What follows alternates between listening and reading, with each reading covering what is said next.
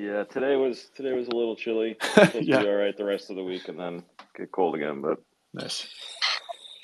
Are you two just seeing how long you can go without talking about the Red Sox? Because that was impressive. Damn. Honestly, You know, I was sleeping. I lost that bet, actually. I think Dude. these guys could go a minute. there's a lockout, man. I mean, what are we going to talk about? That's right. We're not allowed to because the Yeah. rules. No, Brian. I was really hoping that you would introduce Stephen, and that I would say, "Hold on a second here." You know, we forgot his prime accolade. Yeah, my only accolade. What's his prime accolade? Being a Red Sox superfan. Yeah, That's his prime accolade. Stephen has lived a much more important and fuller life than that. I haven't actually. Yeah. That's the sad thing. I'm sorry, but Brian, you completely misunderstood. That is like the highest praise. Like it's the highest praise. Like that anyone would say that about me. Like I would, I'd consider it a full life. Yeah, there you go. So, Stephen, so Adam, do you want to introduce Stephen? Should I introduce Stephen? I think we just did. Red Sox superfan. What else to say? Move on. Red Sox superfan. So Stephen, when you and I first met, I want to say, was it in 99, 2000, 2001, sometime in there? Oh man, I don't want to talk about that. You know how long ago that was? I like to pretend I've been doing this for a couple years, man. Don't bust up my rap. That is 2+ decades ago. We've been doing this for a long time. Yeah. No, it would have been. Let's see. Probably would have been a little later than that. I think probably 03, probably 03 or 04. Okay, but right after you started Red Monk with James. Yes. So whenever, I guess that would be 03 or 04. I noticed that you very carefully getting you under the 2-decade mark. You're still venerable. I'm sorry. It was obviously a kindred spirit. It was great because you and I would meet. You'd get invited to these Sun analysts. I mean, you were an analyst. I don't want to, of course, but you'd be invited to these Sun analyst shindigs. Let's just say that some analysts had a clearer vision for modernity than others, and you and I always ended up talking with James and others quite a bit. And in particular, I remember you being early and big on a couple of big mega trends. Clearly, open source, and I think it's been really. I'd love to talk about how that has played out. And maybe certainly some of my predictions are related to open source. But also in terms of the importance of the developer. You were very, Adam, I think, correct me from your perception, but Stephen was one of the first to really see the importance of the developer as a decision maker inside the company. Yeah, totally. Like the new Kingmaker and some of the pieces you wrote on that topic, I still forward around to folks and have on my mandatory reading lists. So yeah, like the developer as this important force in sales that had previously just folks thought you could just talk to the boss and they would dictate down to folks. A real revolution that I learned about from you first. And so, Stephen, when did you start making predictions, annual predictions? Oh man, that's a good question. Probably would have been. Let's see, probably 2010, 2009, 2010, somewhere in that range. And then for how many years were the predictions terrible? It was only when as I recall, you were making very safe but very boring predictions. Or maybe this is my version of events. Yeah, we all feel that way, Stephen. Yeah. Well, I don't know that any of the predictions were super insightful at the time, but let's see. You tricked me into. I tricked you. There we go. Ramping up the aggressiveness. That probably would have been 13 maybe. 2013, 2014, somewhere in that. And they got a lot more exciting. Well, you were grading yourself on your accuracy. I'm like, you got to stop doing that. Like, I think 100% on prediction accuracy is like a 0 for me, because that's like what makes a prediction interesting is when it's big and bold. Because I think, my thesis, Stephen, I'd love to get your take on this, and Adam, yours as well, but I think that predictions tell us way more about the present than they do about the future. I think that's fair. I think this is a prelude to Brian, this is a prelude to an apology about some predictions you've made, I assume. Oh, I didn't realize I was going to be walked into an apology. I do feel that when I have been, so for full disclosure, Adam and I blogged about this a couple years ago. We, starting in 2000, would get together kind of the first Monday after the new year, and we would make 1, 3, and 6 year predictions. We all worked for Sun at the time. So we made 1, 3, and 6 year predictions about both Sun and the industry. And Adam, I sent you a bunch of those earlier today. Did you get a chance to go through any of this? Yeah, I looked mostly at my terrible predictions, but yeah, it was pretty awesome. And you started this before. I think you started this in '99. Is that right? I think it started in 2000. So it would have been Got it. Right. First days of 2000, right. The first days of 2000. Exactly. Those heady days of 2000. The heady days of 2000. And it is kind of striking how many of the predictions are right versus wrong versus prescient. Did you see my iPhone prediction, Adam? No, I didn't. What? Tell me this one. What year was that? 2003. Okay. I made a 3-year prediction that Apple has a new must-have gadget that they dubbed the iPhone. That is a combination MP3 player, camera. Let me get my exact language, because my exact language is almost chilling in its prescience. iPhone, digital camera, MP3 player, and cell phone. And which seems like an incredible prediction. 3-year prediction, 2003. But I also thought it was going to be a total flop. I thought it was a bad idea. So, you know what I mean? So, like, the prediction is accurate, but, like, not for the right reason. All right. Wait. So I have an important question here. So if you're making that prediction, Steve Jobs was on stage in January 06. He was. Yeah. What the hell are the rest of us doing here? Like, let's just go. No, because I'm a jackass. One, I'm cherry picking the one accurate prediction among the sea of laughably inaccurate predictions. So and two, I was right, but for the wrong reasons. And I thought it was going to be like Google Glass-esque, and it wasn't, as it turns out. Well, and I think, Brian, your OKR-like philosophy on prediction accuracy. I think the other tip on predictions is if you make enough of them, eventually you'll have one that seems really good. Yeah, right? That's actually a very good point, because I made a lot of them. Because we did this for we have 9-10 years of them or something? Right. I got 9-10 years, 1, 3, and 6 for Sun and the industry. So I got 6 predictions a year. We often did 2, so you often have 10 predictions a person a year. I've got 80 of them. And it's that's a very good point, Adam. That you're going to every joker is going to stumble into something that's impressive. So this was great advice that Brian gave you, Stephen. To be bold, because then when it comes up your number, you look like a genius. Yeah. See, the thing is that I'm pretty sure I wasn't smart enough to follow that advice. I don't think I have to go back and look. I don't think I increased the volume when I increased the aggressiveness. So, yeah, that didn't really happen. I think basically the only thing that happened is that my predictive scores, so for folks that haven't read them before, I would do a prediction at the end of the year and I revisit it before I did the next year's predictions.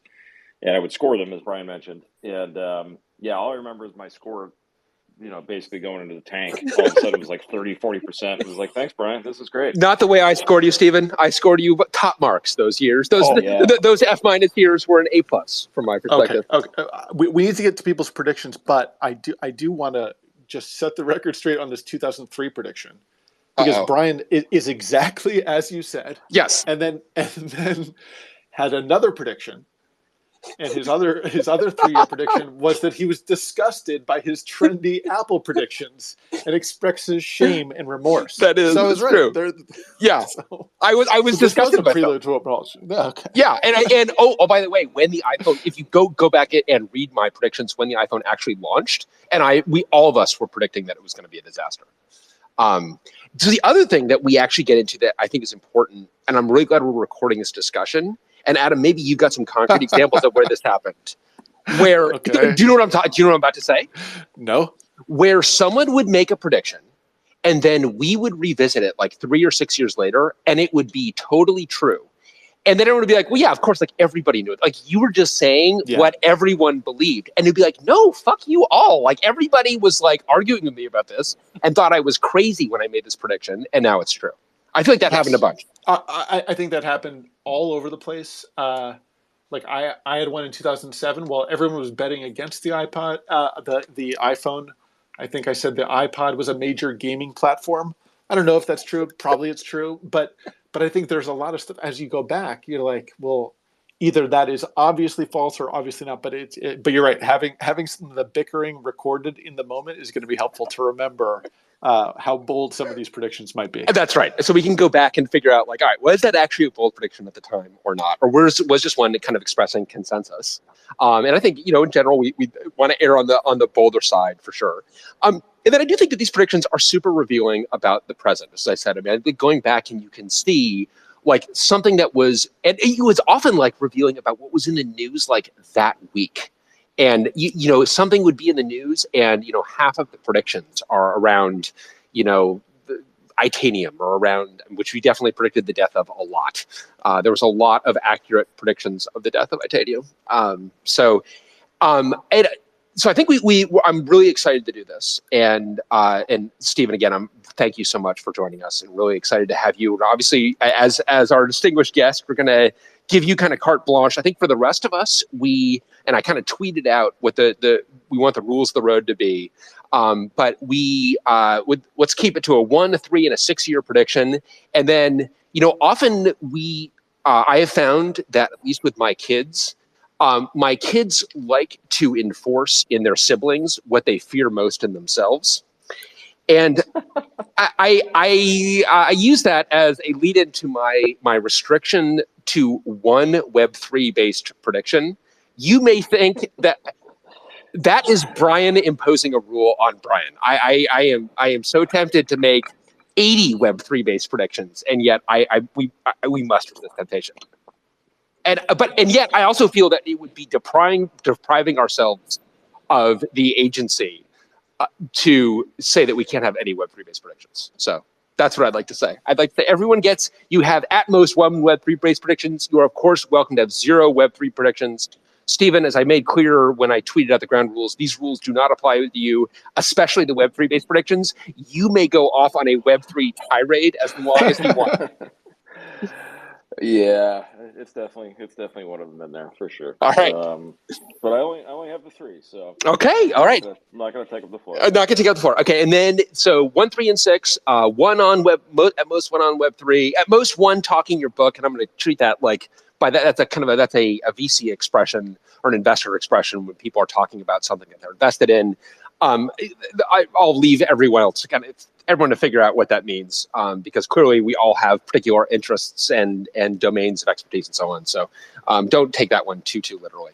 And then other than that, I mean, raise your hand to jump in. And then I would also say that I encourage folks to write down their predictions in advance. Please open a pull request on the notes. Cole, wherever Cole is, has done such a terrific job on the show notes. But I think let's each of us have responsibility for writing down our own predictions and getting those in the repo. So on that, Adam, any other opening remarks? So Brian, I am not a co-host, but I'd be happy to unmute and do stats for stuff. But I think that was an accident. Everyone should. Yeah, I got it now. Thank you. Everyone should, if you got some predictions in mind, put up your hand, and we'll start unmuting you and give you the floor. And Stephen, I sent you a co-host invite as well, so you can unmute people as well. And also, it will also be invaluable when my Android client runs out of memory and I am forced to reboot. So, all right, Stephen. With that, do you want to lead us off here? Sure. Yeah. I don't think I've probably done these in the exact spirit that Brian intended, because they're not. I'm not going to make any. Well, I don't know. Maybe the Web3. Again, the rules do not apply to you, Stephen. You can do whatever you want. Okay, so I'll go through 1 year, 3 year, 6 year. So the 1 year, and this is probably going to sound like equivocation, but I just haven't given enough thought to sort of apply any quantitative metrics to it. But I will say in a year, people are going to look at AWS differently than they do today. And there's a couple of different reasons for that, a million reasons for that, but a couple of the sort of most pressing ones are some of the pressure, coming from the egress pricing. I think I saw Rachel, my colleague, is on, so maybe she's got some predictions there. They have been seeing some employee defections. Many of you have probably seen these that are tied to comp. Theoretically, that's being changed. We'll see. There is sort of a fundamental issue that they're facing in terms of preferences from a developer experience standpoint. And So that's leading to some interesting questions for them internally in terms of what they build, how they build it, how they target the market. And, some of those themes are being targeted, sort of actively by alternative platforms, right? So, when I talked about this in the wake of reInvent, a couple folks, Joe Emerson, who else, Simon Wilson, a number of other folks sort of basically stood up and were like, hey, we want, sort of the experience of a Vercel, all right? And if you give that to me, it would be happy. So I'm not going to put any metrics on it. AWS is a juggernaut. They will certainly be a juggernaut a year from now, but I think they will be viewed, let's say, differently by the market. All right, so now, that's one year. And so in particular, in terms of developer experience, sounds like the emphasis, but I mean, different facets, but you think developer experience is one. I guess I think the Vercel contrast is an interesting contrast. Yeah, so the interesting thing to me about the developer experience, vis-a-vis AWS in particular, right? So they are the company more than any other company in the market. Beginning way back in 06, when March and August, was it March S3 dropped, August EC2 dropped, and that set the sort of cloud market in motion, right? So that was the sort of characteristic, the defining characteristic, as it were, of the market to date, right? Has been, we forget this now, but the primitives were at the time, competing with, sort of abstractions, Google App Engine, Force.com, later on, things like Heroku and so on. And, we all know what happened, right? Amazon and its primitives approach, took over the market. That's what everybody is sort of, that's the path that everybody has followed since then. And they're in a position now where there are so many of them, right? You're talking hundreds and hundreds of services, and developers are in a position where the experience of using them is problematic, right? How do I pick all these different pieces? How do I wire them together? How do I operate that sort of on a going forward basis, right? And it's been interesting because with the sort of notable exception of Elastic Beanstalk, AWS started, sort of down the path of releasing some higher level abstractions in 2017, I think it was. We've seen things like Amplify, Proton, App Runner, and so on, right? So it looked like they're going to start taking little facets of this experience and releasing abstractions around it. And then that came to, well, we'll see, I guess, that came to something of a full stop this year, at least, in, with Werner on stage, with a big slide. I'm sure most of you have seen it. Primitives, not abstractions, right? So the question for AWS all along has been, we know that they can do primitives. They can do primitives better than just about anybody else. But at some point, does the market, begin to demand something that looks different than that and looks more like a seamless developer experience? And if that's the case, are they the people to provide it, right? Yeah, interesting. And it looked like they were moving in that direction. And now, you could argue, the point that, that sort of slide from Werner is almost like a sort of political statement, right? So you hear different things depending on who you talk to, but you do wonder if there's, sort of a lack of consensus internally in terms of whether they attack that market and how they do it. So I think the net is that, like I said, I'm not making any sort of dire Cassandra predictions. They're a juggernaut. They will remain a juggernaut a year from now. And even in a worst case scenario for them, a lot of the sort of abstractions are likely to run on Amazon, right? So they'll in many cases make money either way. But the further they get away from the developer experience themselves, because they've owned that, and historically, it's one of the things that has differentiated them from a lot of their, the incumbents that were around at the time, right? You think of the HPs, the IBMs, frankly, the Suns of the world, right?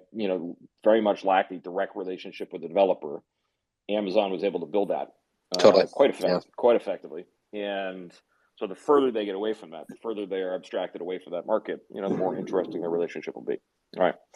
So anyway, we could probably talk for. I could talk. Yeah, no, that's interesting. That's good. I like it. Looking for that tension between abstraction and primitive. Sounds like we will see that grow increasingly in tension over the next year, is what you're saying. Well, that's part of it. But the interesting thing is that it's not just that, right? They all of a sudden are. This is the most defections I've seen in terms of their employees in a long time. they're being put under substantial pressure, some of their margins from an egress standpoint, from Cloudflare and others, Oracle, are going that route. And like I said, you have a whole host of folks at this point trying to attack the developer experience. Because I wrote a piece on that, let's see, a year ago, I think October. And I mean, the response to that was probably like nothing since the new Kingmakers. I mean, I had companies coming out of the woodwork saying, "Oh my God, yes, we're building for this." The folks from Gitpod spun up a conference around the piece. As far as I know, I don't think that's ever happened. So there's a lot of attention on that problem. And if it was just that, sort of Amazon would have to contend with that, particularly given their organizational structure, right? Which is very much oriented towards, we know how to build a lot of completely independent parts at speed, at scale, but they're not organizationally set up necessarily to build these sort of higher level abstractions, right? So that's a challenge. But when you're dealing with that with, sort of pressure around some of your margins, from lucrative network traffic pricing, when you're dealing with it, sort of having lost, sort of a wave of technical talent, that's, it'll be interesting to see where they are in a year. And Stephen, what was the piece that you were referencing? Was that the fragmentation leads to abstract? No, it's a developer experience gap. Developer experience back. Okay. I got it. Yep. October 2020. That's right. Okay. Yeah, October 6th, 2020. Okay. Yeah. Interesting. Yeah. So that's 1 year. Okay. Out 3 years out. Like this is my sort of token Web3 prediction. I will say that Web3 is the next web van. Woohoo! Oh wait, what do you mean? Hold on, I want to. Well, I hopefully that analogy. I mean, for those of you who are sort of more recent to the industry, that may not be an obvious sort of metaphor.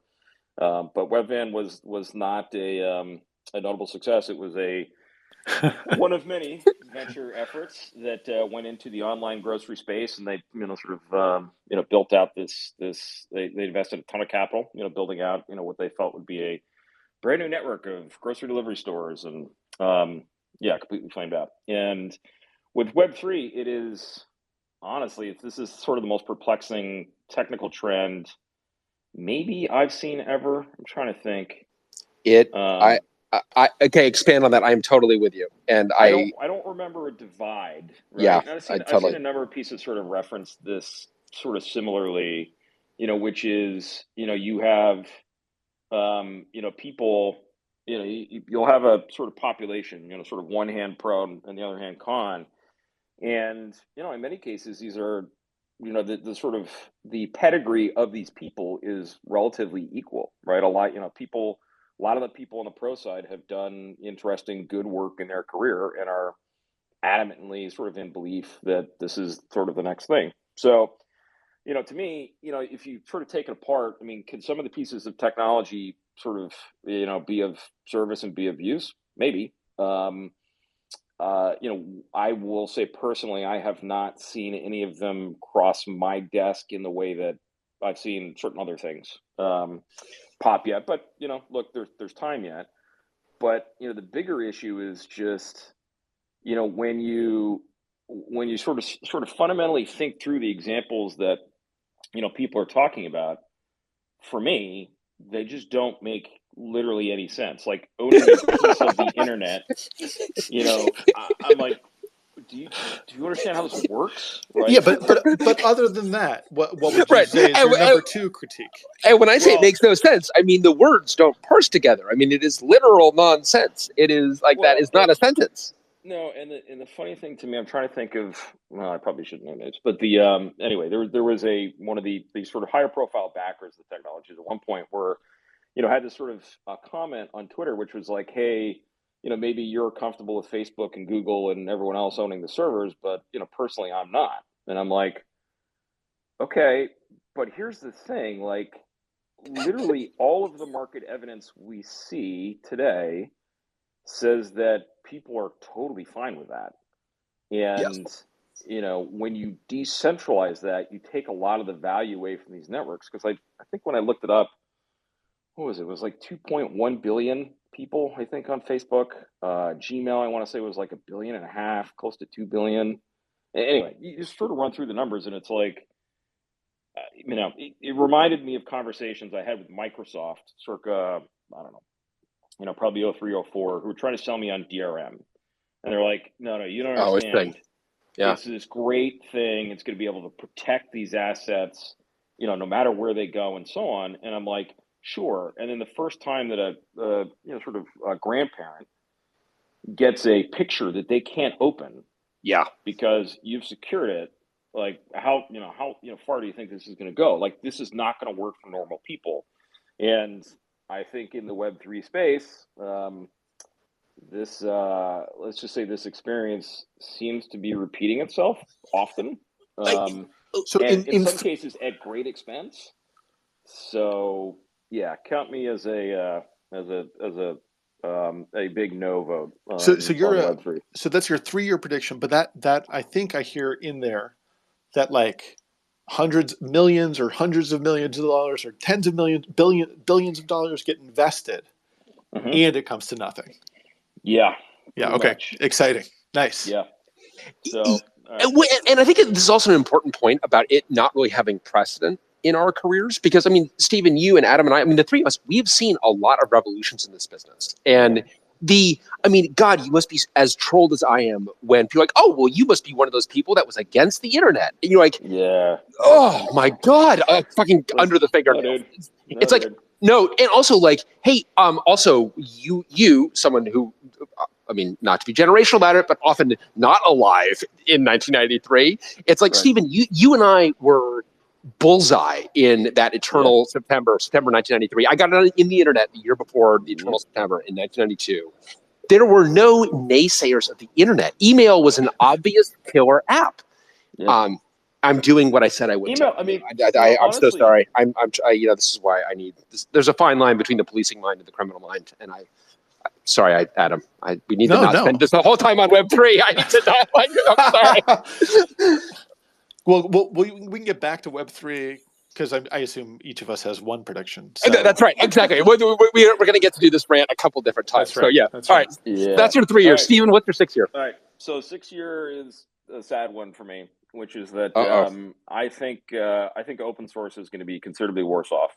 Ooh, provocative. Tell me more. In a sort of it's and this is one of those difficult things that as somebody who has look, I didn't write sort of any of the core foundational software here. I didn't write any of the core licenses here, but sort of speaking personally and certainly professionally, we have spent a lot of time over our careers trying to do things that are visible and trying to do things that in many cases are behind the scenes work to advance the cause, right? Because this was sort of a sort of interesting juxtaposition for us, and something that it makes sense if you can get sort of buy some of the politics of it for enterprises, but it's also almost universally beneficial for the developers and the practitioners that we care the most about, right? Yeah, and Stephen, just to talk about your personal influence there, you absolutely played a very important role in terms you had so many conversations so early with so many decision makers. I'm just speaking about your role in us open sourcing things at Sun. You played a really important role in Sun's disposition towards open source and the understanding that this actually was, to the contrary, not a threat to the business, but was something that could be used to grow the business. You were a very early adopter on that. Yeah, I mean, look, I think probably the what I would say about that is just that we were in a sort of unique position to amplify voices that knew the score, right? And in a lot of cases, Sun, sort of among other examples, there was an opportunity for us to come in, and talk to folks like yourselves who are like, no, hey, look, we need to do this, we want to do this, and to be a third party to come in and say, yeah, no, these guys are right, this is the way to do it, and so on. So, but you think in 6 years, so what is it? Is it this kind of this new restrictive licensing that makes you worried? What is it specifically that makes you worried? So there's three things that I am sort of most concerned about, and sort of tackling them in no particular order. The licensing trends are an issue. I think that's a manageable issue. We're coming to a place where I can't sort of go into, well, so as background, so we talk to all vendors. So pretty much every vendor who has sort of introduced one of these licenses, we've talked to. Many of them have sort of talked to us about these decisions, and all of them have more or less gotten the same piece of advice from me, which is this isn't necessary. Here's the case why. But anyhow, so Stephen, when we see these companies that are clients of RedMonk, we should not blame you for the adoption of these. I hear what you're saying. Pretty much, that's what it comes down to. But look, can we get to a place where a source available model is permissible and acceptable? Maybe. And if we can, then look, I think a lot of this thing of these licenses is taken out because there's nothing wrong with that. Look, if you wrote a piece of software or your company wrote a piece of software, they have the right to decide whatever the license is, full stop, right? And if that is a sort of proprietary license and the code never sees the light of day, I might disagree with that and think it's not the right decision, but that's your right, right? The sort of issue is, to me, is that a lot of the folks that have gone down this path have wanted the benefits of being open source, from a marketing and a visibility and a sort of affinity standpoint, and don't understand or frankly care about the collateral damage that they can do to the brand, right? Because the reason that open source works, the reason that it is adopted within enterprises is because it's understood and it's a known thing. People understand, all right, it took 20 years, but now if you walk into any large shop, even a license like the GPL, which used to be sort of verboten, except in cases where they really wanted the software like Linux, the GPL is, okay, fine. We know what that is. It's fine. You can use that, right? And, that sort of, all of that adoption is, sort of rests upon this foundation that this is a known thing. We know what it is, and we understand how it's circumscribed, right? We understand that it's not what Bill Gates said it was. It's not a cancer. It's not going to go out and infect our other software as long as we're doing, the things that we would normally do. So a lot of these source available people, or non-compete people, as Adam Jacobs might call it, have tried to blur that line, and that's a problem. That may be a solvable problem. We'll see. Companies are getting better at this. I can't say who it was. We talked to a company that recently made announcements in this area, and they were very careful to say, this is open source, this is non-open source, but you can get access to the source. So, like I said, that may be survivable. A lot of the sort of adoption of enterprise software more broadly is shifting into a service format. So software as a service implementations of open source software.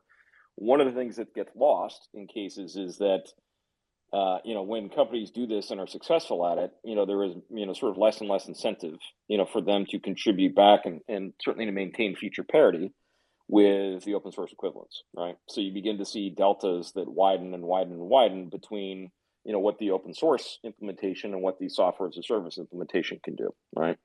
So that will, potentially, sort of contribute to, decreased contributions, adoptions, et cetera, of open source software moving forward.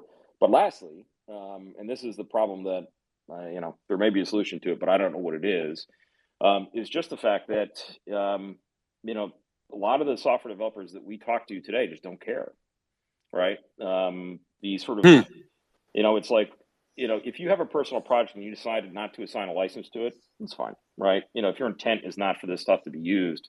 But in some cases, it comes down to like, I'm trying to think of, well, again, I probably shouldn't name names, but, there was a dispute about sort of this sort of lack of license or lack of clarity around a license and source available licenses and so on. And basically what you have is, sort of some developers today who don't have that history, right? Don't remember a time when open source was anything other than the default and don't remember how, sort of the effort it took to get there are basically like, okay, boomer, who gives a shit? Right, exactly. It's like, we fought for those freedoms, son. We were, I was on a beach in Normandy, open sourcing the software for you. Yeah, exactly. So, right. I know. So that's the thing is that when you put those things together, right? When you have pressures from largely venture backers who are pushing these licenses, and then you have pressure from business models that compete with open source, in some cases quite explicitly. And then you have a generation of developers who, in a lot of cases, just doesn't seem to particularly care, or be invested that's not a super recipe for success for me longer term.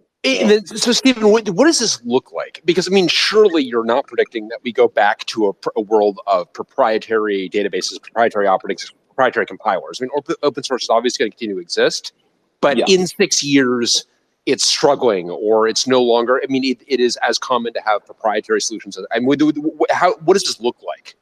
So couple things. So first of all, I think what you'll end up seeing on the software as a service side, right, is competing implementations that are sort of de facto proprietary, right? It's open core played out in the sort of guise of software as a service, which is fine if you have this tiny core functionality. Yes, there's we'll release that source code to you because we don't really care, right? And it's going to seed our market and everything else, right? So I think you will see more de facto proprietary software, produced sort of under that label. Depending on how the licensing questions get worked out, right? I think you could begin to see sort of blurring definitions of open source, right? So what does that mean, sort of in practice? And frankly, to the point, like, why am I concerned about it, right? So if you think about the licenses that a lot of these companies are using, right, which is essentially, hey, this is open source except for Amazon or any of the clouds, or for this weird, sort of wacky use case, or whatever it might be, right? What you end up seeing are, sort of licenses which begin to introduce a bunch of different sort of, hyper-specific concerns or issues, right?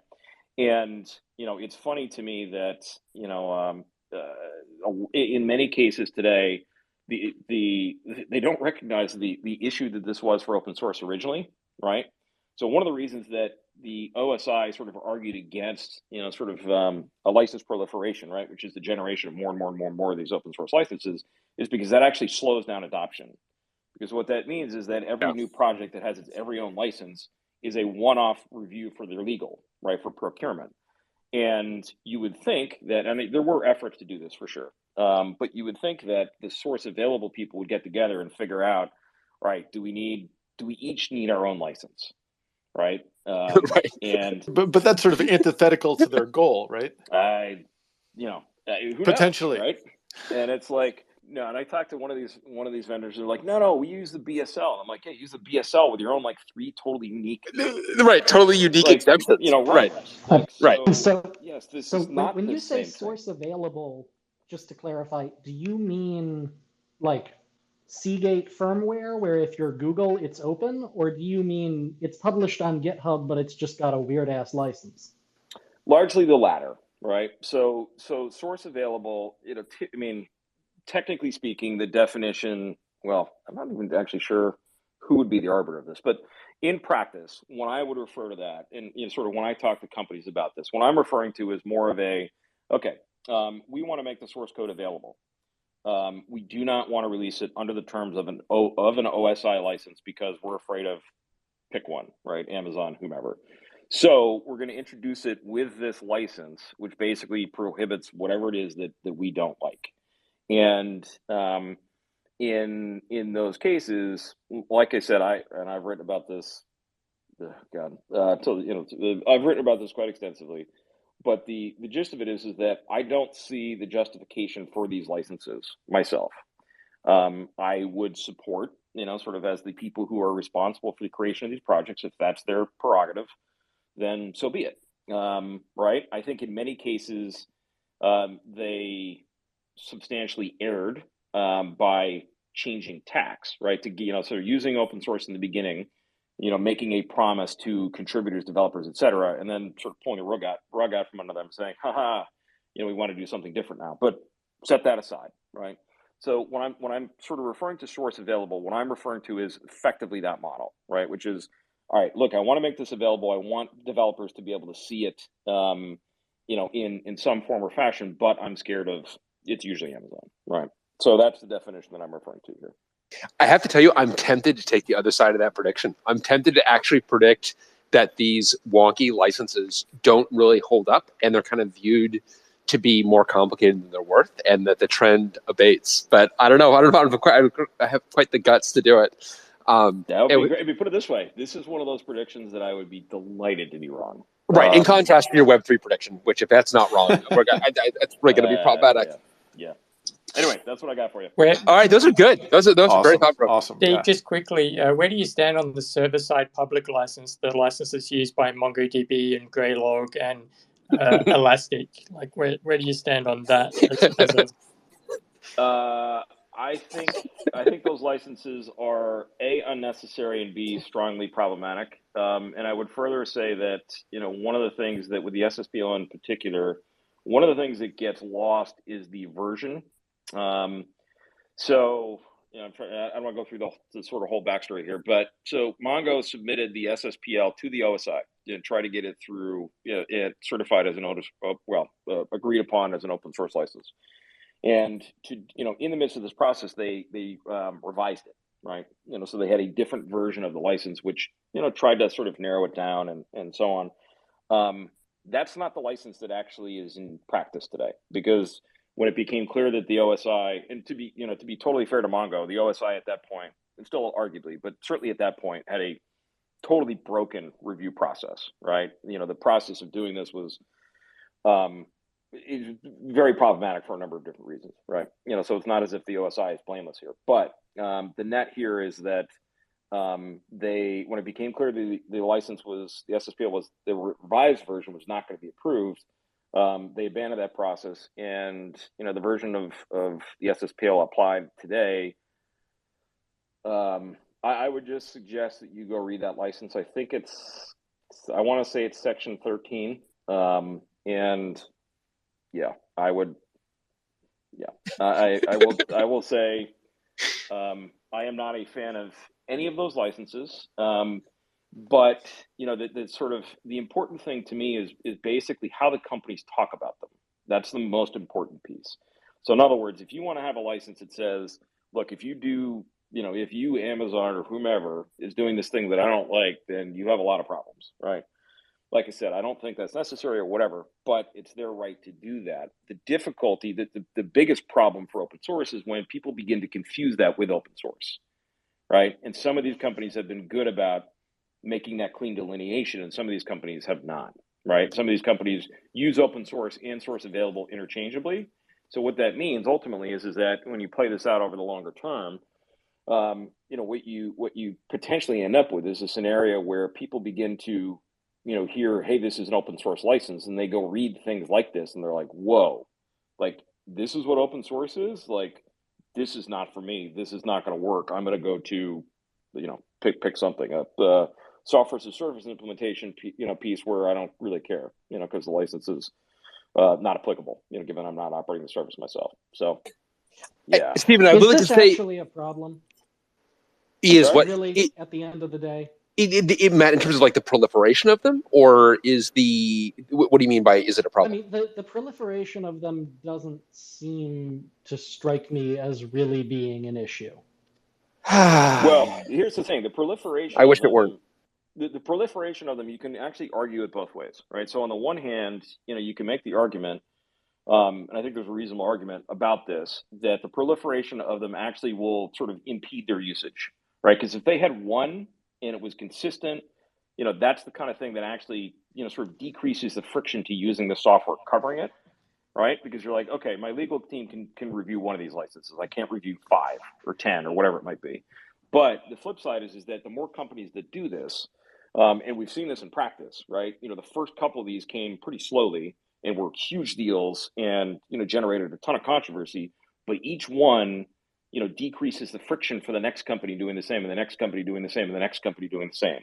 And so that, to me, is certainly a problem. It is a problem. And I would have, by the way, Matt, I was kind of with you in that I'm like, is the proliferation of this? But all of a sudden, it went from a handful of companies to this being so broadly accepted that it really was becoming ubiquitous very, very quickly. So I think the proliferation is a problem, for whatever it's worth. But also, at the end of the day, if it really matters to you when you're deploying it, you're not going to be running on the open source stack. You're going to go and have purchasing, send them a purchase order for, the whatever the heck you want to public license. And now you have the rights to do whatever you want because you're not Amazon, right? And dual licensing and things like that. That's the argument. Basically annul the whole point. Right? Exactly. But here's the thing, sort of play that out though, right? So in other words, for companies, like totally, the argument for, if you go and talk to any of these vendors, the thing they will tell you is it doesn't really matter. They buy their way out of the license with a commercial agreement, blah, blah, blah. True. Or at least true in many cases. It'll be interesting to see sort of how some of the enforcement, may take place, some of these licenses down the line. But anyway, that's speculation on my part. The bigger problem in sort of the short term is, basically what you get is that's a world which is, pretty friendly, from a enterprise buyer perspective. But to the extent that begins to eat into the adoption, usage, circulation, currency relevance of the average open source license, that's a net negative for developers, in my view, because all of a sudden they will have to, the sort of situation for developers historically has been, okay, look, if I want to go build something, say I'm Google, right? I can go use even a reciprocally licensed asset like Linux, make my own modifications, but I'm not distributing it, so I don't trigger the license, and I don't really have to worry about this stuff. These licenses are a known thing. If you get to a world in which, a larger and larger and larger share of these, of the total licenses for projects are these, one, totally fragmented and totally individual, other licenses, right, that are not open source, and two, they have sort of different qualifications or different sort of restrictions attached to them. That becomes more and more problematic if you want to be the next Google or whomever, because all of a sudden you have to contend with a lot of licenses that, they haven't been sort of vetted. And like I said, Yes. If you go read some of these things, they're nuts. They are. So the one thing I wanted to put an asterisk on, Stephen, is that you said that companies have the right to do this. That is actually not clear to me, honestly. And I think that they are pushing the bounds of the law, I think. And it would be very interesting to see of course, we haven't even had the GPL be really seriously court tested. Right. But it would be interesting to see if one of these, one possibility is that one of these large companies is like, hey, you know what? We actually know that we are technically violating the terms of your license, and we actually don't think you've got the right to do that. We actually think that exceeds the right of the copyright holder, and you're trying to enforce a EULA that we never agreed to. You just put this thing up on GitHub, we downloaded it, and fight us. And it'll be interesting to see kind of how that. But all right, Steve, that's a good prediction, albeit a sad one. I hope you're wrong. Yes. I hope I'm wrong too. That'd be great. Laura, I saw you jumping in here. Do you have? I'm worried that your predictions could get super dark. Is that? Where do you think that's coming from? Well, I don't know. I don't know where could that possibly be coming from. I don't know. Maybe your DEF CON talk. I don't know. I don't know. We'll see. Okay, so for 1 year, I have Discord ends up annoying its user base or just generally pissing off its user base. So Discord is kind of fascinating to me in terms of being a chat platform, and of course but the thing is that what I think it's undersold is that it's not just another chat platform. It's a way for you to be able to have individuals to have their own private chat platforms in a way that it's just super easy to be able to spin up, just because the only thing comparable I could always think of was someone having to spin up an IRC server, which it turns out that it takes work to run an IRC server, whereas Discord just sort of lets you do that, and anyone can do this. And it's kind of amazing that this has grown, but it's really I kind of wonder about what Discord's growth model is actually going to be. There was talks about they're supposed to be acquired by Microsoft, but then it sounded like those talks fell through. So then naturally it seems like, well, IPO may be in the business for that, which never really seems to do good things to a product. So regardless of whether they end up acquired or IPOing or something, I just have this hunch that Discord is going to do something that's just going to annoy massive amounts of their user base. Okay, so that's really interesting. And you're right about, Adam, are you aware of this, about the kind of ubiquity of it is amazing what Laura's saying. Yes. So literally OH in my house over the weekend was Susanna, my 9-year-old, calling out to her 14-year-old brother, I want you to get back on the Discord right now. And I'm like, back what? Wait, what's going on in my house? There's a Discord server in my house that my kids are all like, they always say there's always a chat that is happening that doesn't include you, and it's a Discord in my house. So Laura, it's amazing to me how ubiquitous it is, but you think that they are kind of losing track of some of what has propelled them to where they are?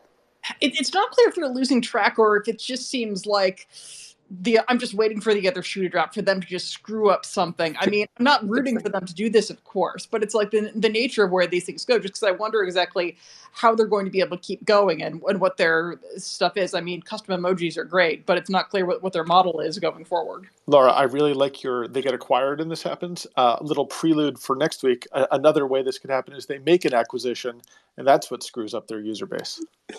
Yeah, the acquisition, they acquire poison. That's all right, Laura. That's a really interesting one. That's really good. That's a good one. I was wondering if I could just on the subject. Oh, go ahead. Sorry. Go ahead. Yeah, is this on the Discord event, or do I want to get to Laura's three? Yeah, go ahead. They a while back in the vein of them maybe screwing up their whole thing is that they. The CEO tweeted something about, maybe we're going to do crypto, maybe we're not, and build it straight into the product. And a lot of people got really mad really fast to the point where who knows if it's just like internet mobs or whatever thinking that they did something, but they're like, we're all canceling our Nitro subscriptions, which is like one of the primary ways they make money. And it was this whole big brouhaha. I would like to say that is a very tantalizing way that Laura's prediction could come true, but Laura, this does not count as your Web3 prediction. So the Web3 spin on this prediction, you still have, as far as I'm concerned, a Web3 prediction to give in your 3-6 year. But that's a very good point in terms of like that could be you could imagine that kind of thing. Imagine that would really rile up a user base. All right, Laura, what's your 3 year? Okay, 3 year. We finally get a RISC-V server in a data center. Ooh, exciting.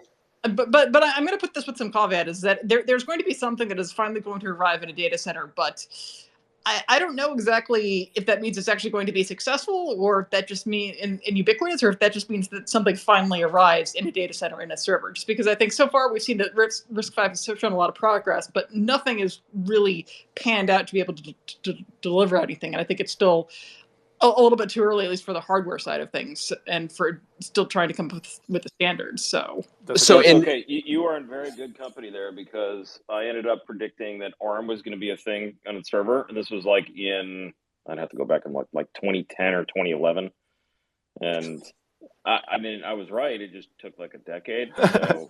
Well, and Laura, just for future generations of legal scholars looking over this. You said RISC-V in a data center. You didn't say a RISC-V server. Are you like Laura's lawyer? No, are you representing future Laura?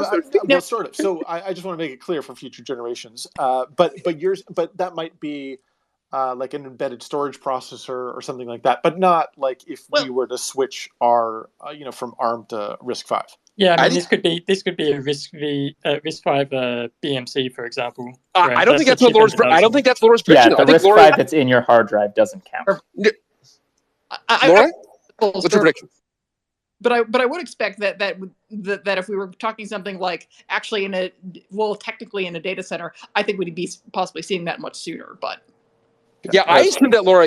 By that you meant a data center class part. Oh, Matt, I'm going to mute you.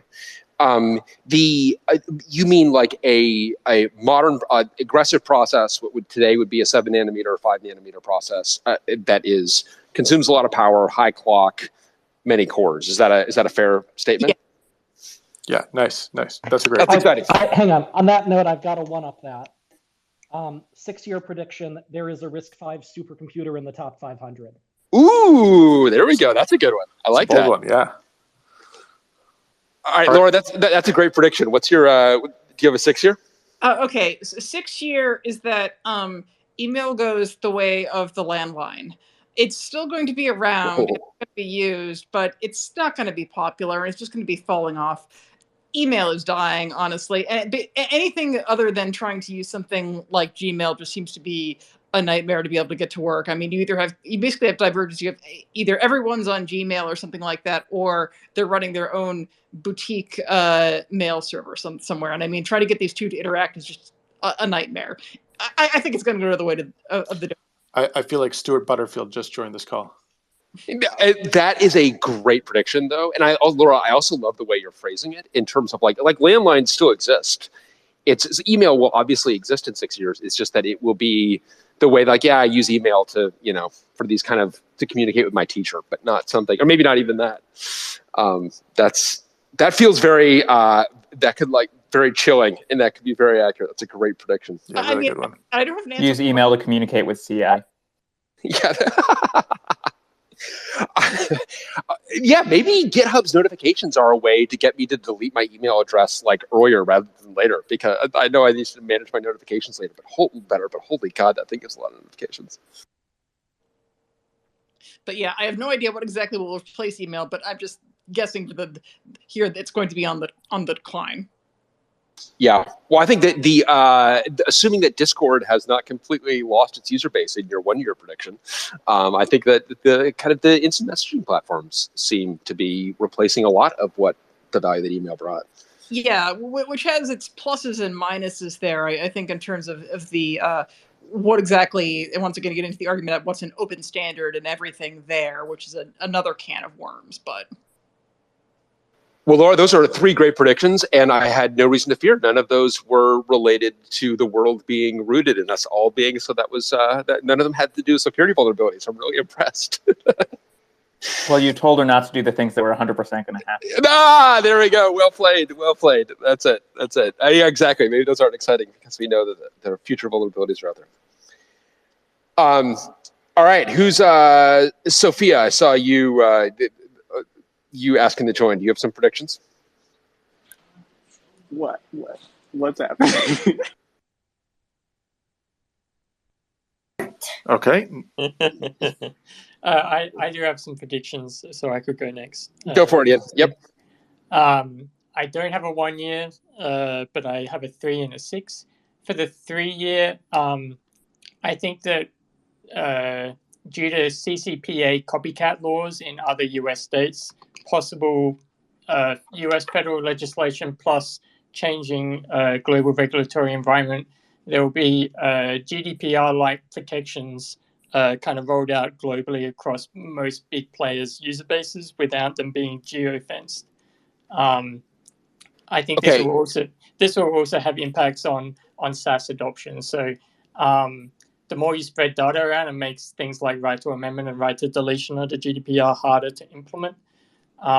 So I think that there'll be more in-housing of software solutions rather than an increased proliferation of usage of SaaS services.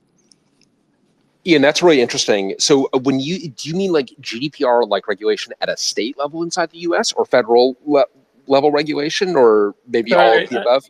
Yeah, so I think that CCPA is the first step that we've seen along that path, where California has rolled out some GDPR-like legislation. I think that Colorado has passed something similar to CCPA, and a number of the other larger states have similar legislation kind of in the pipe. I think that it's going to take a while for it to hit critical mass on the number of states and or some federal legislation being rolled out. But you could see that, between California, New York, Texas, for example, or maybe Florida, you could start to get to a point where a majority of your users need these protections, at which point it doesn't make as much sense for players to geofence those protections to particular locations. Instead, it becomes easier from a maintenance standpoint to just give the same protections to everyone. Yeah, interesting. That's really interesting. Yeah, that's a good prediction. I like it. And you said that's a 3-year prediction. That's a 3-year prediction, yeah. Okay. And then at a 6-year, I've got a RISC-V chip in a mainstream phone, likely a Samsung phone, as in the main chip driving that device. I think that there's a couple of reasons for that. One is Samsung is going to have a decent amount of fab experience at that point for RISC-V chips, where they will have experience building lower power chips, and they'll be able to iterate on that. And then I think the other kind of factor there is that phone upgrade times and life cycles are getting longer, where people are hanging on to their phones for longer, and the pace of innovation is kind of slowing down a little bit, which means that RISC-V isn't really going to be chasing a moving target as much as it would have been in the previous, say, 3 to 5 years.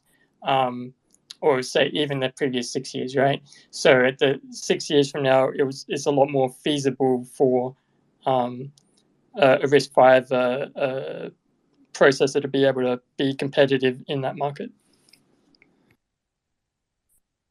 Nice, a lot of RISC-V hype. Love it. Yeah, well, it'll be the success of RISC-V in the data center in 3 years is going to propel it onto the phone. Which is, That's right. Those are great predictions, Ian.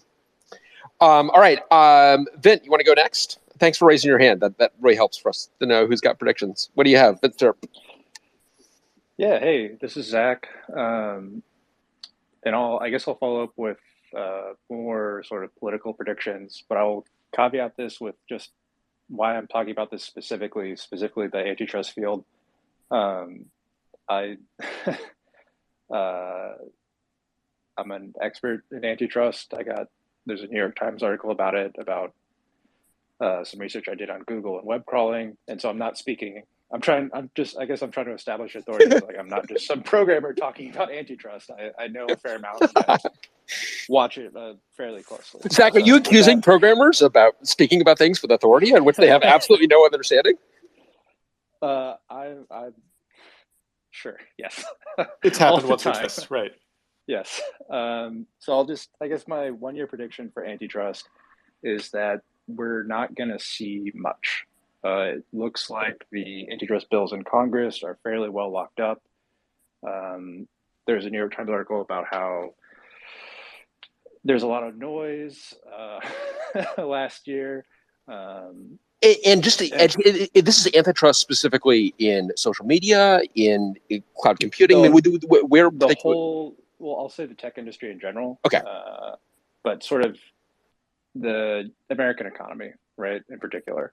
I don't think that if the bill gets passed this year, it's 2020, sorry, or 2022, I think it's going to get fairly watered down, and I don't know if it's going to make it past the midterms, like the general hubbub that's going to start happening very soon. So I'm somewhat pessimistic on the legislative side that things are going to happen, and on the executive side, I'm more optimistic that a lot of stuff's going to try to happen, but I'm still kind of a little skeptical because Lena Khan, fantastic, really great chairwoman of the FTC, really excited to see her there. Really about the most aggressive pick that the administration could have picked. But that's after 20 to 30 years, depending on how you count it, of the FTC not really doing anything at all, right? Of declining to do much of anything. Interesting. And so there's like a lot of staff turnover, actually, of people just like she rolls in, and a lot of like more senior people are just like, you know what, I think I'm going to go into the industry. I really don't like the direction this is going. And there's sort of a talent drain, and it's talent that wouldn't have gotten along with her anyway, which is why they're leaving, but it's a talent drain nonetheless. So I think it's kind of a rebuilding year. And also they don't have the funds that they need to pursue a lot of the stuff that they're trying to do. So I think they're going to get they definitely got they interceded in the Nvidia merger. But I think that's kind of how they're going to have to do it, is they're not going to be able to do as many they can't do everything. They have to pick and choose. And I think they're going to try to go after the big guys, and the big guys know that they can kind of overwhelm this for a while with a lot of money, right? All right, so does Nvidia Arm go through? I think, yeah. Nvidia Arm, couldn't tell you, to be honest. Oh, come on. We're making predictions. You got to predict. Okay. No, I'll say it doesn't, but it'll take 5 years to know. Okay, so that is a 6 year prediction. That you think it's going to take 5 years for Nvidia Arm to not go through? No, every major antitrust case that you can read about in the tech industry takes like a decade. But so do you think would that mean, because the Nvidia acquisition of Arm is very germane to the industry, and that's why I want to kind of peg you down on that one. Do you think that it goes through and results in litigation, or do you think it will? I mean, because if it's held in limbo for 5 years, it will fall apart. One would assume. That's kind of what I'm thinking, is that like they're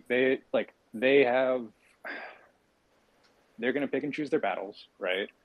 And they picked this one, and they're going to stick with it. And this is where you get to like these predictions kind of being linked, because honestly, Nvidia acquiring Arm is pretty germane for Risk 5. Absolutely. So interesting. Okay, so 1 year, nothing on antitrust. Nvidia Arm dead after 5. Do you have a three or 6? I guess my feeling is like we're not gonna like. You're going to see some big stuff. Really, what we saw during sort of the story around the Microsoft antitrust case was that not much came out of the Microsoft antitrust stuff, right? But there was a chilling effect within Microsoft, and that's why they didn't immediately send assassins to kill Larry and Sergey, right? Like in the crypt. Which, sure, that's maybe what Microsoft's people are telling them. It's obviously multi-billion-dollar case, but I think probably there might be like the thermometer in the merger and acquisitions department at Google might have to crank it up a little bit because it's going to get chilled. You know what I mean? Like they're going to maybe back off on some stuff. Like the Giphy asked and like this is the American context, but in the global context, like the UK CMA telling Facebook to unacquire Giphy definitely is a big chill, right? So I think like maybe there won't be as many acqui-hires / like big companies bailing out little companies that don't have a business model. So is it fair to say that your 3-year prediction is that this will have a chilling effect, that FTC enforcement will have a chilling effect? The general push for antitrust is going to have a chilling effect, yes. Okay. I don't think, like, in comparison, I don't think that there's going to be like an antitrust GDPR moment in the sense of like, I remember GDPR was the first time me and my coworkers working on a database were like, this is a piece of legislation that we have to care about, Right. In our decade-long career, whatever. And then, do you have a 6-year prediction in the same vein? I think Section 230 probably lives. Makes it through the entire thing. I think everybody's mad at it, but they aren't mad at it for the same reasons. And so there might be some small modifications, but I don't think that the people who are mad at it, like they're two different. I don't see it coalescing into a thing where they strip it, but that's not my area of expertise. It's just sort of a sense of like, when push comes to shove, they're going to try to strip it in different ways. And I don't think that happens because there's too much money involved with it, So I think it's just the thing that people complain about for 6 years and then they move on to something else. Interesting. All right, good predictions. I have the Nvidia Arm prediction. I think especially germane for us. Let's see. I think Aaron, you were next. Yeah. So my prediction is that what's coming is single node computing, and there's a bunch of people who are going to suddenly have this realization that we're doing a lot of these distributed system works, and we are paying enormous overheads, turning every function call into a network round trip. And there's going to be this realization of, like one server can do a lot of work. And I think in 1 year, we're going to see a lot of people pushing hey, you should be doing your business analytics jobs by just pulling all the data onto one computer on the hard drive right there and do the calculation and then get an answer. And it'll run like 100 times faster. Interesting. And so what buzzword is this node 3? What do we call this for this to become I like single node computing. I like single node computing. Yeah, that's good. Okay. Like, as opposed to serverless, it's like one server. Right. Nice. One better than serverless. My 3-year is that this is going to lead to people talking about microservice inlining and be like, so we've got all these microservices, but I'm going to bring all the microservices onto one box and run them together and like statically link your microservice into the same binary, so you can just call the function so it will do the thing. Oh my God! Here I thought Laura was going to be the one with the dark predictions. So wow. I think 1 year is single node computing for batch analytics. 3 years is microservice inlining, where we actually have our microservices running in the same computer that's calling it, and things get 100 times faster. And that by 6 years, we've actually are coming around to doing scaling properly, where people think not just, how do I make this big data and scale up to infinity, but how do I actually make sure I'm getting the most I can possibly get work done on one node? And then what is the most I can get done in the rack? And then when should I be actually going to data centers and actually thinking about, a node, a rack, a data center, and the globe are 4 different things. Wow. It's not just distributed. So you are, I mean, this is a 6-year prediction for common sense. This is very, very gutsy here. This is the gutsiest prediction. I think that's great, though. I love the single node computing. That does feel very right. That feels very, and now when the microservices are inline, the inline microservice movement. Oh yeah, if you can replace Cassandra with SQLite, you'll be amazed with the speed up. Oh, I absolutely agree with that. I can't tell you the number of times we were tempted to do literally exactly that with those specific names of like, can't this Cassandra be replaced with SQLite? Yeah, isn't that what we used to just call writing a program? That's right, exactly. That's correct. That's great. All right, a good series of predictions, Aaron. Those are terrific. Matt, I think you were next. Yeah, so I am gonna say for. I guess I'll start with the 6 years since I kind of jumped the gun on that one. At least one RISC-V supercomputer in the top 500 within 6 years. That's a great prediction. Especially because once you start to realize that x86 assembly and ARM assembly are in fact a high-level language, and that they do not represent anything underneath, I see next to no reason that anyone should go paying for the abstractions there. Well, I also like your prediction around the supercomputer too, because that does feel there are a lot of economic reasons why you would expect that to be an early place for it to see that kind of use. Right, and unlike say Oxide Rack V2, which is going to be running mostly the same sort of enterprisey workloads to whoever you figure out who to sell these things to.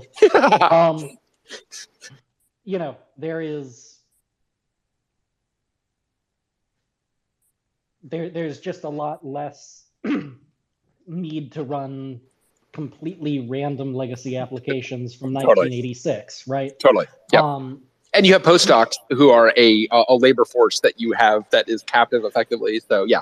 Right. Yeah. I mean, the real true benefit of open source is that you get the work of 1,000 unpaid graduate students across the world working on your project if you can convince them it's interesting.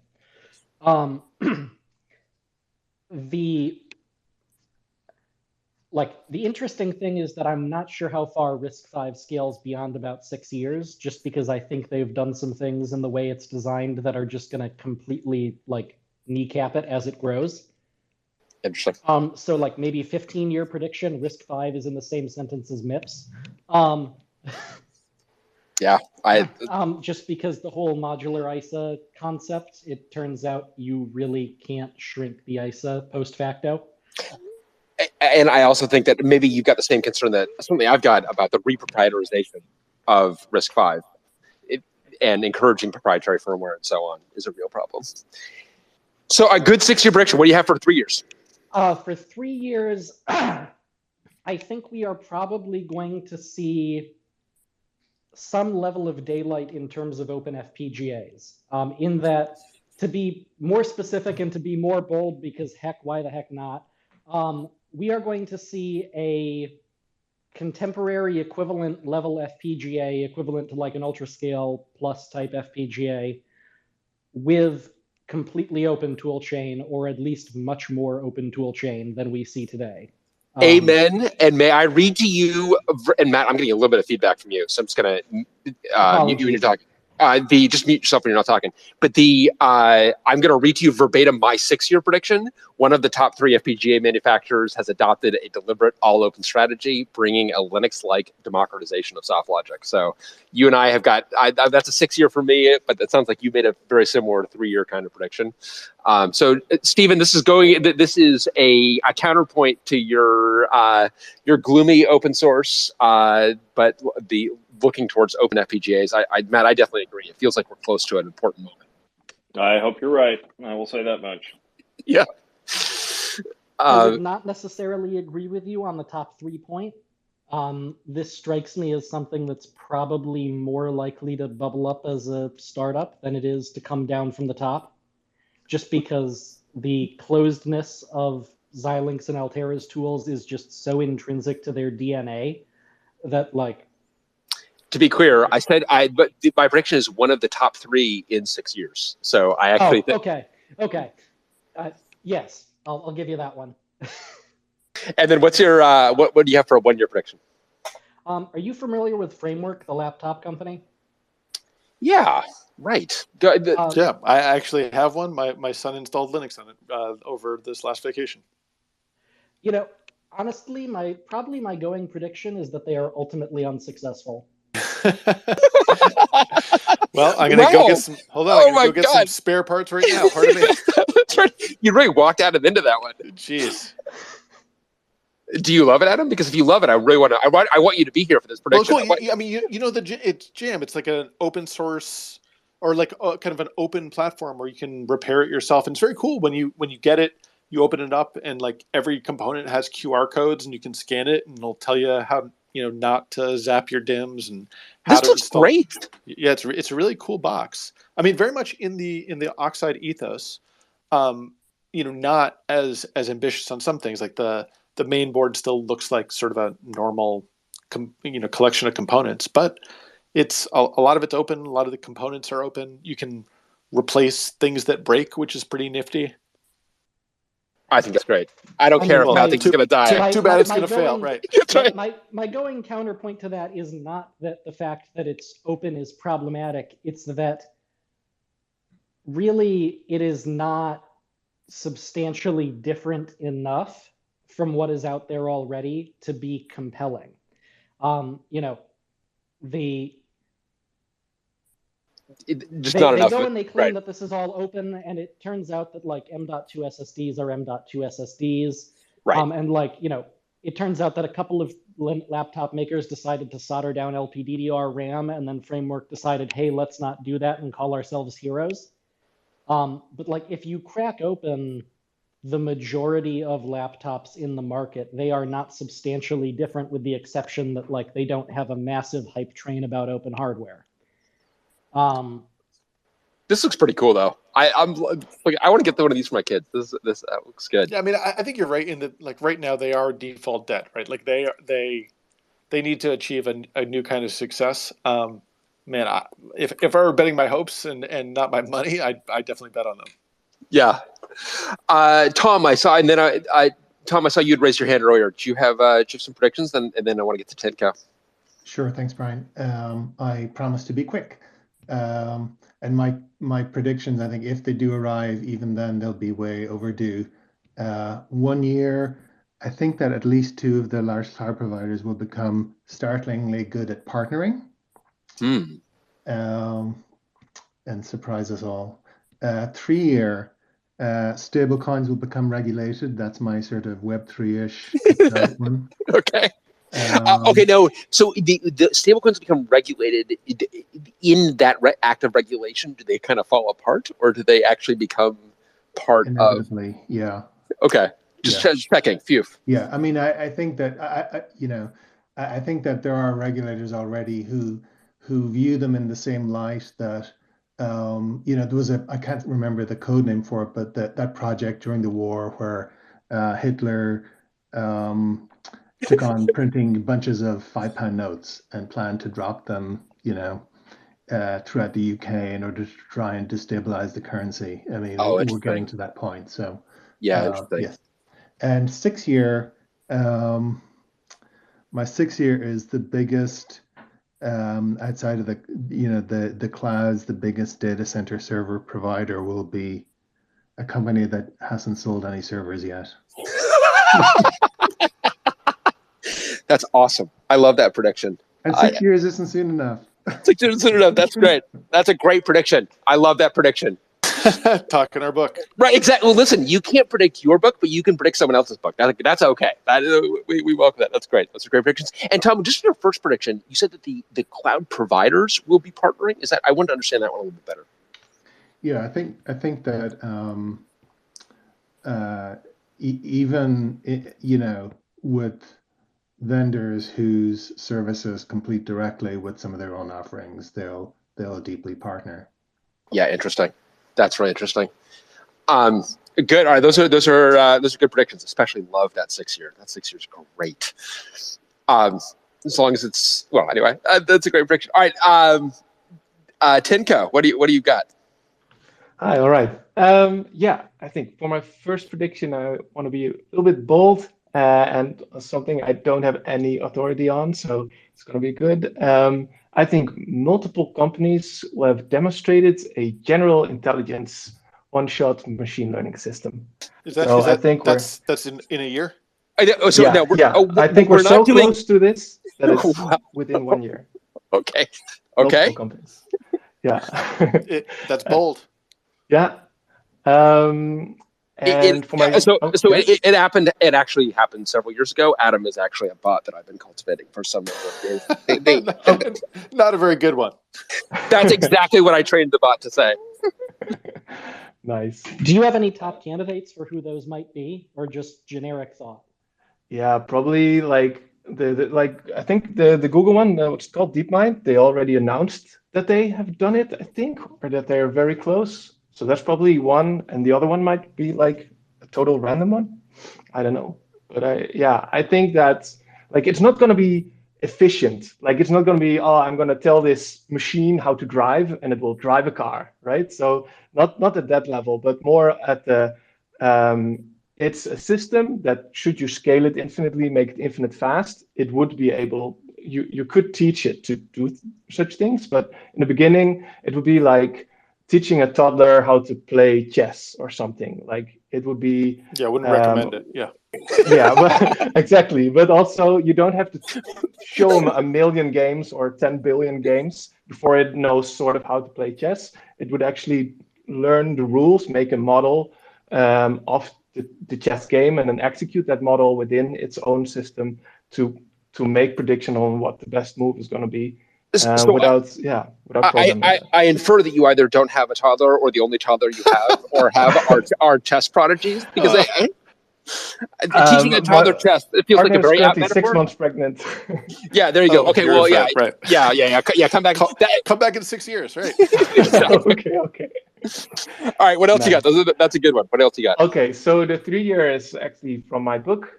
So that's going to be, I think, drones flying around private properties are going to be like a standard thing. Or in 3 years, it's just going to be like the sort of the Star Wars drone that's something is just flying around, scanning things and stuff. That's going to be something that's just common by then. And I think many people think it's already possible, or like it's already existing, but I think there's still some things that have to happen. But the products that are getting released right now, they'll make it possible. And I think in 3 years, they're going to be all over the place. Interesting. Yeah. And then in primarily kind of commercial applications, like. Yeah, like maybe factory plots, or like maybe. So one funny thing is the power line industry. So power line inspections is a big thing where my company is also active, and there's companies selling products for specifically that business case, like very high resolution cameras and stuff. But there's actually not, as far as I know, any companies that are doing it successfully. And I think this is also going to change. So so with successfully, I mean, like, so a customer would come to us and say, we have 1,000 miles of power lines going from here to there. We want it to be inspected in a manner that's competitive with humans going there and taking camera and zooming in on something. Yeah. And or PG&E's example case, not inspecting them at all. That's right. Yeah, exactly. I don't know if I trust PG&E to get it right, but as we're a California resident, so this can't happen soon enough. That's a great prediction. And then the 6 year one, it's going to be that Web3 will actually happen. Oh, goodness. All right. We got one of those. But not in the way that people are currently talking about Web3. I think I'm preaching to the choir here in the sense that it's just bullshit what people are talking about Web3 right now. But I think that in 6 years, the web is going to be so absolutely unusable due to machine learning, AI, and agents and whatever, disrupting all like currently established crowd-funded moderation systems. So all moderation systems that are currently making the web really valuable and useful, they're going to be totally gamed and messed up by autonomous agents and companies with big money. That's just going to be inundated with spam effectively. Yeah, and something will have to come along that sort of like disrupts that in some way. I don't know how. I don't know, but I think that's just got to happen. That's interesting, because moderation plays such an important role in the web that we don't necessarily see, because we don't see what the moderators are saying. But that's really interesting and dark. Yeah. All right, those are good. Those are three good predictions. Congratulations on your. You definitely come back to us and let us know how the chess lessons are doing in a couple of years. All right, Ben, you were next. Yeah. So I actually submitted a pull request as directed. There you go. But anyway, a couple comments on past predictions people have made.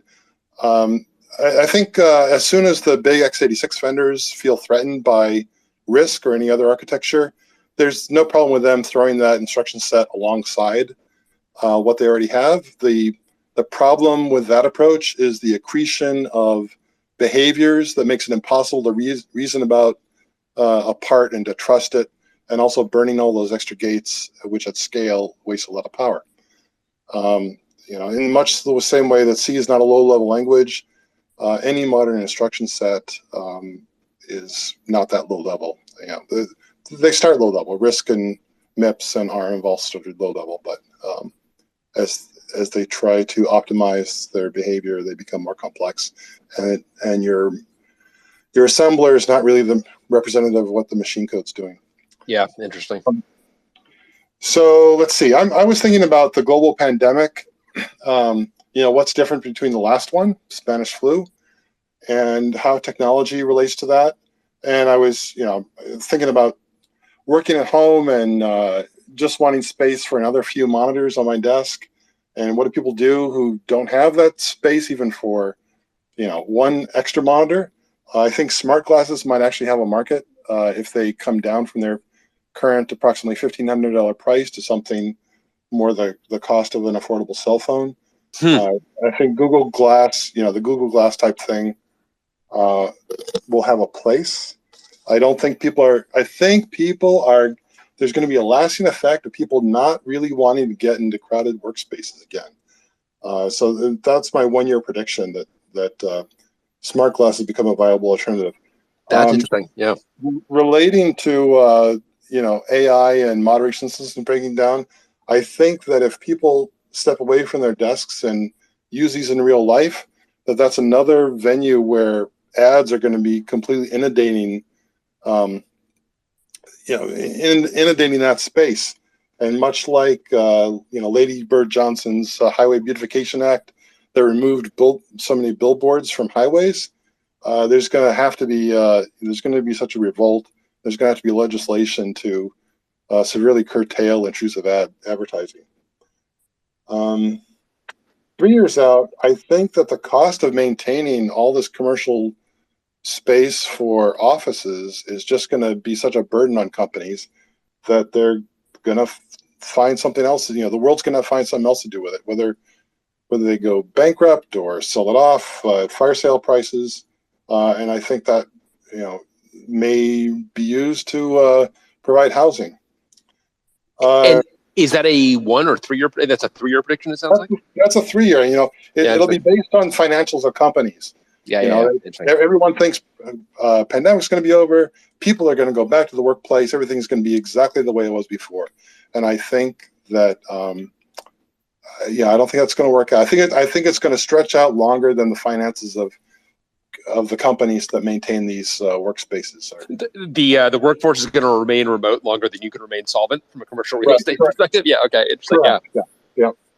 And then 6 years, just kind of a throwaway one. As AIs become more complex, we don't understand at a low level the same way we would a piece of firmware how a brain works, and AIs are trained on databases, and we judge their behavior. We score them and how well they did.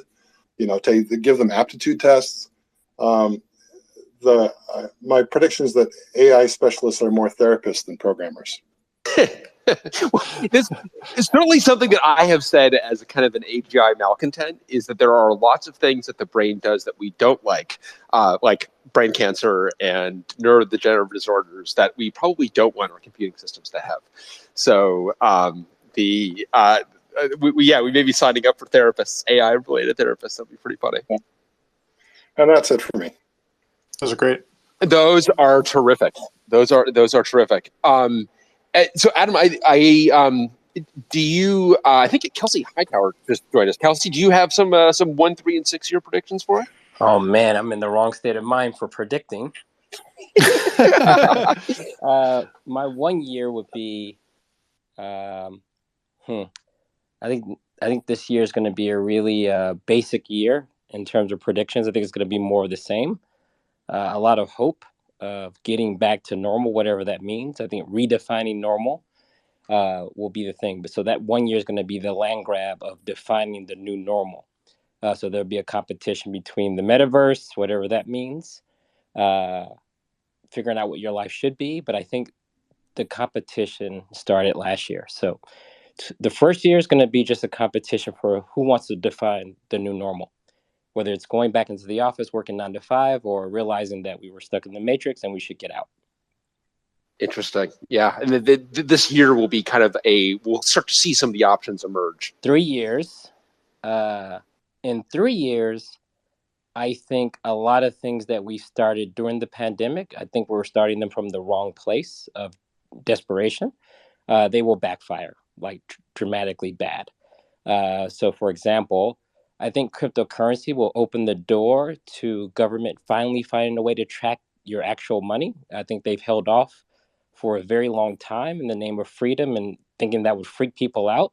I think cryptocurrency's given them a free pass here, that people will actually accept full tracking on all your spending as if it's good for you, which is pretty insane.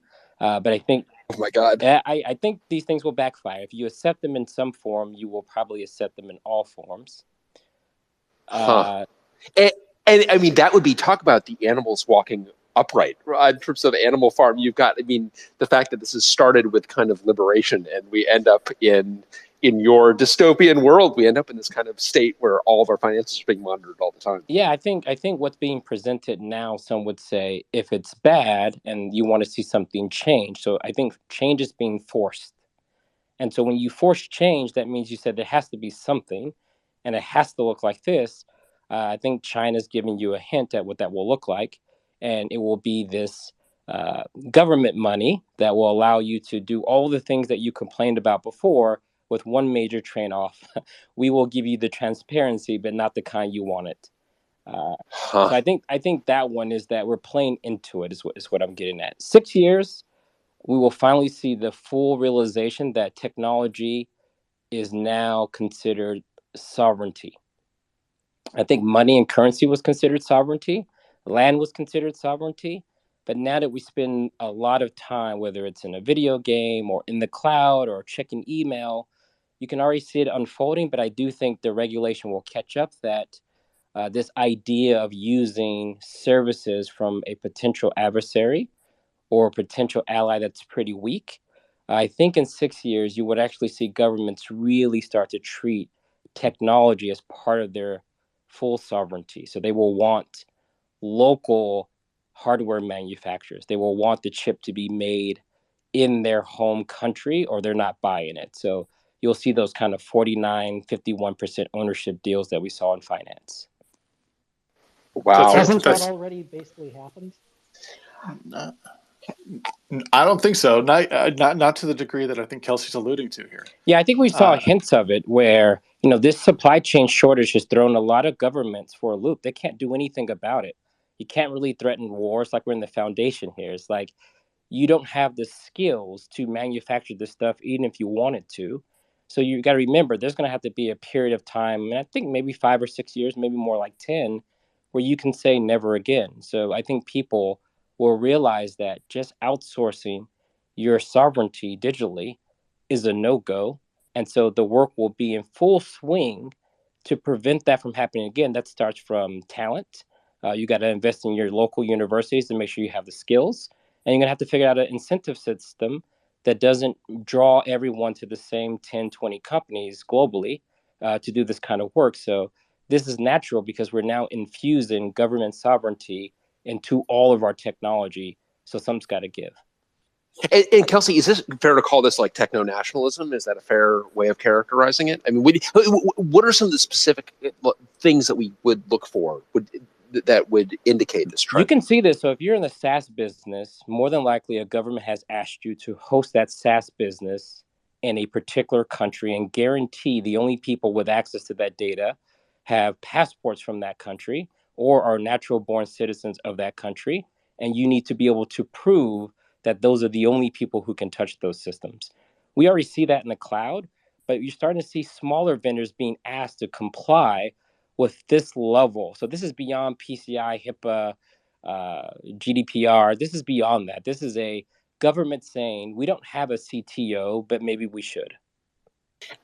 Can I add, is this world better or worse? Is this world, this feels very, am I right that these predictions seem a little grim, or is this? I think they're better because we can no longer pretend that there isn't a power structure at the helm. So now every country is going to have to, you can't just delegate capitalism to the 2 or 3 most popular countries you believe in. You can't delegate your education to just a few educators. So I think this gets better because if we really believe in opportunity, all of these countries need to get good at this stuff in order to see some healthy competition again. So that's more opportunities for you. That's more opportunities for anyone that's building something because you no longer have to compete in such a constrained market that we have now. So you're saying almost a kind of national protectionism to foster some of those industries that would struggle to compete on a global stage. Yeah, it reminds me like the space race or even the Apple race where the internal 2 teams had to compete with each other to produce the very best thing that they will call the iPad or the iPhone. But right now we don't have that, right? Because if you're a small country, you just delegate that to Samsung or Apple and say, hey, we'll buy whatever they're pushing out there. And that doesn't necessarily tap into all the intelligence that's available. So even though it sounds grim, I think responsibility does sound grim when you're used to not having to worry about something or a whole lot of things. So now when someone tells you, you're going to have to step up to the plate, skill up, and be able to do this work as well, that can sound a bit grim, but I think it's probably exactly what we need long term. Yeah, interesting. And is this world open? I mean, is this world nationalistic, but also one in which technology is being shared across national borders? This is why software?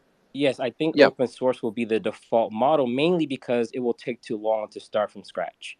So if you're smart and you're asking, we all know the time pressures of anything that's serious, they're going to want this stuff like tomorrow. And the best thing to do is go to fork a repository or have people in these communities, because most of these open source contributors are already global. A lot of these people, despite the US fallacy that we create everything, a lot of the technology is being worked on globally. So imagine now being able to stay in your home country and be rewarded for working on problems that are local. So I think the open source will be the default model that this takes on, because it just doesn't make sense to start from scratch every country. Yeah, that's interesting. That's exciting. And then we've been limiting folks to one Web3 prediction. I'm not sure. I guess you would maybe count your 3 years of Web3 based prediction. Kelsey, I just have to say, well, we've got you. Thank you so much for your explorations of Web3. So I think a lot of technologists, including myself, have really appreciated you. Can I explain the Web3 exploration? Yeah, definitely. Every technology has potential to be really, really good for a lot of people or really, really bad for a lot of people. I think there's some people would say during like the World Wars, the advancement in like bombs didn't work out for a lot of people. So you have to pay attention to this stuff. When I look at Web3, I was really excited actually. When you hear a version number being bumped in technology, we tend to get excited and we want to go look at the release notes. I went to go look at the release notes, and what I saw was kind of cryptocurrency at the top of the release notes and said, okay, why is this being rubbed on everything? And you look at it, and it looks like I've never in my 20 years of tech seen something being pushed so hard before it can naturally be useful, right? Because typically you throw technology out there, even if it's ready, even if it's not ready, other technologists will pick it up and say, oh my God, this is cool. Let me show you what I've built. And I'm yet to see what people have built. Well, and I think also when you have those kind of technological shifts, which obviously you've been a part of some really big ones, the complexion of it is totally different. It's technologists actually like building stuff and getting stuff working, and other people may just be dismissing it as like not serious or not at scale or not as good as like your digital photograph isn't as good as my slide photography. But it's like, no, it has all these other advantages, often economic advantages. This is the first technology shift that I've seen that brings politics into the picture as part of its foundation. Yeah. Stephen referred to this as a tech trend, and you just called it a technology shift.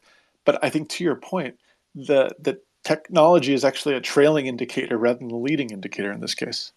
Yeah, I think this is the thing of saying, and for my 20 years that I've been in tech, you've been able to dodge politics for the most part. You could just say, hey, I'm agnostic. The software I'm writing is agnostic. But if you look at some of the charters for some of the stuff, it's literally saying we need to go and break up company X, Y, and Z. We need to go disrupt this particular government.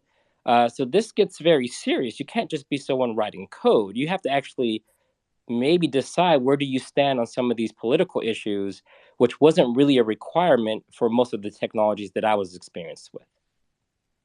Yeah, it is really unlike anything we've seen. And again, you and I and Stephen and Adam, we're all kind of a similar vintage, been at this, between 2 and 3 decades. And it really is very, very different and very divided. But I thank you for, you took such an earnest look at it. And, it was just very, very helpful to watch your explorations. And I think that it's been a lot of time where technologists have been kind of almost afraid to speak their mind on this because it has had such, the proponents are so enthusiastic. Right, I'm going to say something nice about Web3 though. So one thing is, do it, yeah. there are some things that are decent. So I think I do think there's a lot of people who've taken over this opportunity to make a lot of cash off of a lot of people who are unsuspecting. But there are some things that I think are okay. For example, that concept of logging in with your own private keys, this idea that you can own your identity. Look, we already do it for like GitHub. So it's not like it's something we've never seen before. You do it with MTLS. But the average person, I don't think had that on their radar. Ideally, we could do this with like 2-factor FIDO keys or something. But this idea of making that UX easy, I applaud them for rethinking, do you own your own identity? And can you take it somewhere else with you? I think that's a reasonable challenge. And then things like IPFS, just thinking about storage outside of POSIX semantics and giving people a concept of where does your storage live and how do you locate it? And again, we've seen this before, but there are some tenets of that movement that make a bit of sense, minus the microtransactions. Right. Yeah, no, that's totally true. And certainly there are some elements, as always, there's some elements of decentralization that are hugely valuable. When people talk about owning their own identity, though, I'm not sure they want to own what happens when they lose their identity accidentally or their identity. I'm writing a blog post, and that was the first thing I couldn't resolve. Normally, when you lose your password, you get an email, there's some recovery process. I know that they're thinking about that as well. But yes, if you lose your keys, you lose your account. If this is the library, maybe you open another one.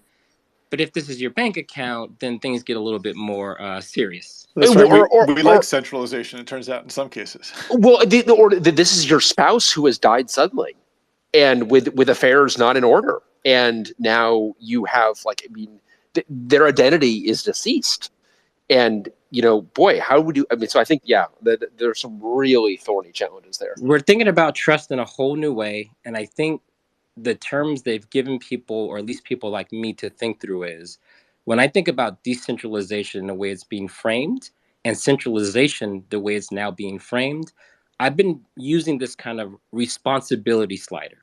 If you can name the entity, if you can name the person, that gets you closer to centralization. So that's who's responsible. Like, you hurt me, you stole from me, and you can fix it. The more of that you have, the more insurance, the more responsibility. I think people consider that centralization. The less of that is decentralized. And I think people are starting to think about it as a slider. If you've seen anyone that has their NFT stolen, they want to call the police, or they want to call some law enforcement to say, I now need someone to be responsible to give my thing back that was stolen from the decentralized world. So it's weird, but I think people are starting to discover that slider needs to be there. Yeah, interesting. Sorry, I'm once again doing the thing that I said I wouldn't do in terms of. It's like it's like a fungus in my brain. We can't look away. Yeah. Can I also just ask how you think this compares to previous decentralized, what might have been previously called federated, or if you're more cynical about it, feudalist? I think there's a reason people gravitate to communities. People gravitate to a sports team. People gravitate to groups. To ignore that, I think, doesn't make a lot of sense. So we have to ask the question, why do people gravitate towards communities, right? People want to be where other people are. And so when you think about social media, and I hate using this Web 2 thing because I never called this stuff Web 2 in my whole life until someone told me about Web 3, but I'll play the game. People go to where other people are. That's how it works. If someone throws a concert, you want to be there because there's an experience that humans like to do. If you can make a better experience, maybe people will gravitate towards that. In terms of the other models, it just depends on who's actually in control. And for me, I follow the money. When I look at any of these systems, I'm asking what's in it for you. If you want to be the gatekeeper, right? They complain about the existing gatekeepers, but then they shut up the toll booths and the fees look a little bit higher than the ones I'm currently paying now. So regardless of what they name it, I always ask who stands to make the most money and what is the model for doing that? Well, and in specifically, Kelsey, you asked and then answered a question. You asked a question that I have had and not answered, namely, who gets the gas fees on this stuff? And I could not believe the answer. I mean, I was jaw on my lap at the answer to that. Adam, do you know this? No. What is it? Kelsey, do you want the gas fee? Go. I mean, go ahead, Brian. Who gets the gas fees? Nobody. It gets burned. In fact, I think they call it literally burning, don't they? It's like the vast majority of the gas are like it goes anti-inflationary. Yes.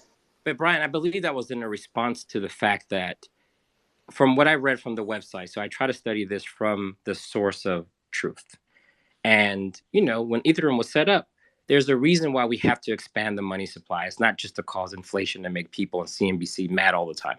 There's a reason why you need to accommodate the expansion of people and economic activity. And I think Ether was designed around that function. But imagine a currency that you keep minting, I think it's like 1,000 Ether a day. That gets to the same kind of problem you have with inflation in general. So I think the proposal was to start burning it to make up for the lack of activity. You don't have enough activity on that particular blockchain. Number one, it's expensive. The virtual machine is expensive to run those programs. It's very expensive to handle. So you need something to speed things up. And I think in the short term, and they can always change it, is to burn it. If you burn it, then you can actually reduce the supply. And I believe they said something at the rate of 1.4% every year over time. And that should add some stability in the system. Because without burning it, then you're right. You would have a bunch of people centralizing all of the ETH through their fees, right? You would have all of the miners basically accumulating all of the wealth. And then you have the exact same problem you claim to be defending against. Well, I think one thing at least that I think about, when I think about these systems is, as Kelsey just articulated, I think very well, is the idea that, to understand some of the claims here, to understand some of the proposals, you do have to think through both the existing systems, right? Gatekeepers, where, follow the money, where is that coming from? But the interesting thing to me has been, sort of, on the end user front, right? Which to think through, sort of what are the incentives here, right? What are the drivers?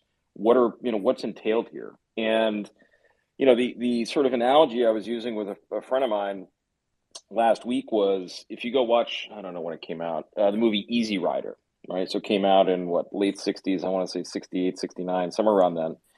And, basically tried to articulate and capture sort of the ethos and sentiment of a generation of disaffected youth in the United States in the 60s, and I guess to a lesser extent worldwide.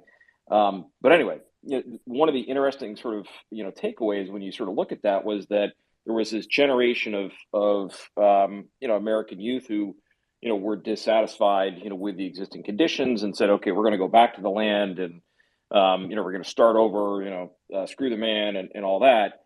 And then they got to the farms and were like, this is terrible. I don't want to do this work. Yeah, that's actually a really interesting analogy. This is a miserable experience for me. This is not the utopia that sort of I had anticipated. And, I think of that a lot, when, you hear about these sort of, these sort of purely idea ethos, sort of justifications for a lot of these technologies.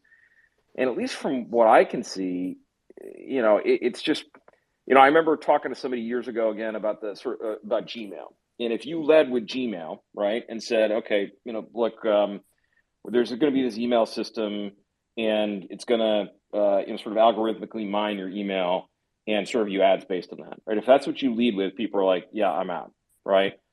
If instead you present the interface, which at the time was revolutionary, had a revolutionary amount of storage space, it was much more interactive than certainly competitive clients at the time.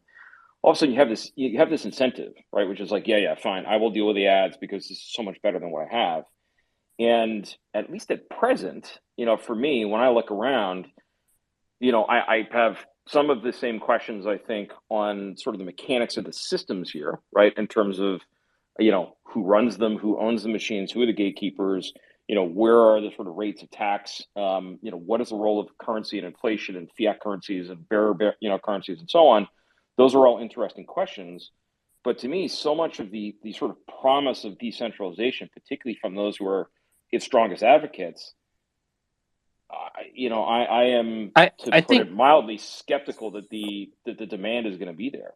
I think the biggest thing that people forgot to decentralize was the power structure. I think some people have mentioned, when the number of people who were involved in the design of these proposed systems is not representative of the world at all. Mm-hmm.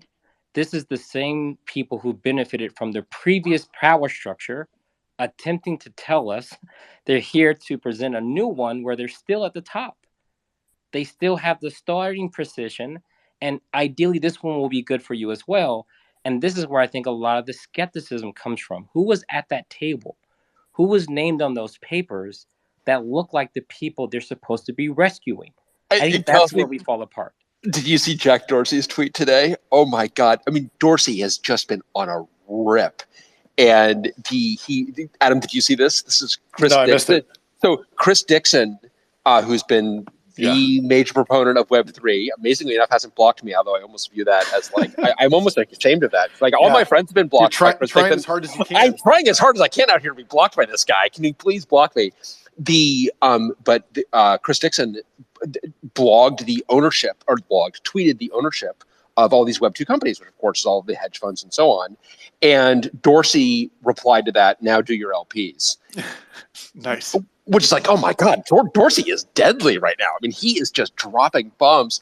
But Kelsey, to your point, it's like the ownership structure of those who would displace the extant ownership structure, it's the same ownership structure. Like you haven't actually changed the fundamental problem. But you know what I worry the most about, though, is that we're starting to bring in this very negative, and it's probably always been here in tech to some degree, but the way people have these conversations, it's really bad in my opinion. Totally. And some of these are just bots, but if you say something that seems not in line, the response you get these days is crazy. I can understand when people say, hey, I did this benchmark, you're totally wrong. Here's my results. Here's the code I ran. I can deal with that. But when you say you're not going to make it, like that's how we end disputes now. You're not going to make it. Which is crazy. Yeah, no, that's such a good point. Like not going to make it. I mean, that is such a terrible thing to say, actually. We've normalized it, but it's a terrible thing to say. Yeah, that's a really good point. So Daniel, I know you've had your hand up for a while. I'm hoping you got some optimistic predictions for us. Yeah, thank you. So I hope Twitter won't crash again. Anyway, a few hot takes. 1 year, we're talking about a major operating system from China. 3 years, we're going to be talking about some high-performance computing from Europe. And 6 years, ARM is no longer relevant. So that's not a positive one, I'm sorry, and no Web3, but that's mine. I think the ARM one is a positive one. I think that's a positive one. I've got complicated feelings about ARM. I like ARM. All right, Daniel, that's really interesting. And actually, Kelsey, I kind of think that is a kind of a deep tech equivalent of some of the things that you're talking about, where you are seeing an operating system from China as a 1 year, the deep technology from Europe as a 3 year. You're starting to see deep technology developed everywhere, which of course it always has been, but in a much more kind of visceral sense.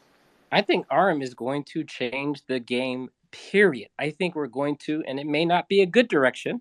I don't know if the ARM 64 will be the standard we all do, but we're going to get to this hyper specialization of hardware that you can't buy. That is, I believe, the better price on serverless will be because of hardware you can't buy. I've said this for a long time that the early days of cloud was, somewhat hosting things you could buy.